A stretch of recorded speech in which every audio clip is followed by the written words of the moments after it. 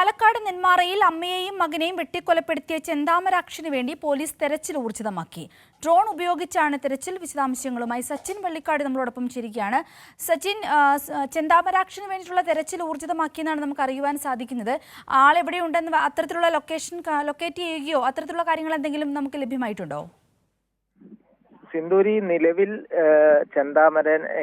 ചെന്താമരനായുള്ള അന്വേഷണം ഊർജിതമാക്കിയിട്ടുണ്ട്. ഇതിന്റെ ഭാഗമായിട്ട് സമീപത്തെ നെല്ലിയാമ്പതി മലനിരകൾ കേന്ദ്രീകരിച്ചും അതേപോലെ തന്നെ സമീപത്തെ വനപ്രദേശങ്ങൾ കേന്ദ്രീകരിച്ചുമാണ് ഇപ്പോൾ ഡ്രോൺ ഉപയോഗിച്ചുള്ള അന്വേഷണം പുരോഗമിക്കുന്നത്. അതിനൊപ്പം തന്നെ ചെന്താമര കഴിഞ്ഞ കാലങ്ങളിൽ, അതായത് ജാമ്യം ലഭിച്ചതിന് ശേഷം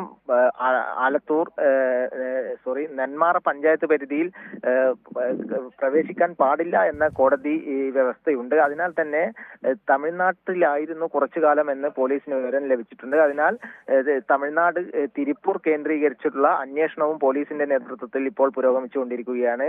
ചെന്താമരനെ സഹോദരനെ അടക്കം കൊണ്ടുപോയാണ് ഇപ്പോൾ പോലീസ് തമിഴ്നാട്ടിലേക്ക് പോയിരിക്കുന്നത് എന്നാണ് ലഭിക്കുന്ന സൂചന.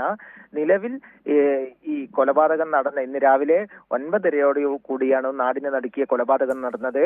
ആ രണ്ടുപേര്, അതായത് സുധാകരന്റെ അമ്മ ലക്ഷ്മിയെയുമാണ് ചെന്താമര കൊലപ്പെടുത്തിയത്. 2019 സുധാകരന്റെ ഭാര്യ സജിതയെ കൊലപ്പെടുത്തിയ കേസിൽ ജയിൽ ശിക്ഷ 6 വർഷത്തോളം അനുഭവിച്ചതിന് ശേഷം കഴിഞ്ഞ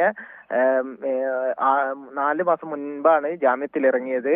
അതിനാൽ തന്നെ സുധാകരന്റെ ഭാര്യ സജിതയെ കൊലപ്പെടുത്താൻ ഉണ്ടായ കാരണം വ്യക്തിവൈരാഗ്യമാണ്. ചെന്താമരന്റെ ഭാര്യ ചെന്താമരനെ ഉപേക്ഷിച്ച് പോകാൻ ഉണ്ടായ കാരണക്കാര് സുധാകരനും സുധാകരന്റെ കുടുംബവുമാണ് എന്ന് ആരോപിച്ചായിരുന്നു അന്ന് സുധാകരന്റെ ഭാര്യ സജിതയെ ചെന്താമര 2019 വെട്ടിക്കൊലപ്പെടുത്തിയത്.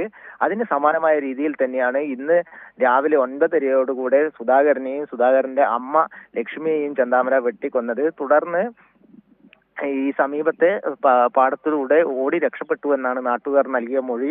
അതിന്റെ അടിസ്ഥാനത്തിലാണ് പോലീസ് അന്വേഷണം ഊർജിതമാക്കി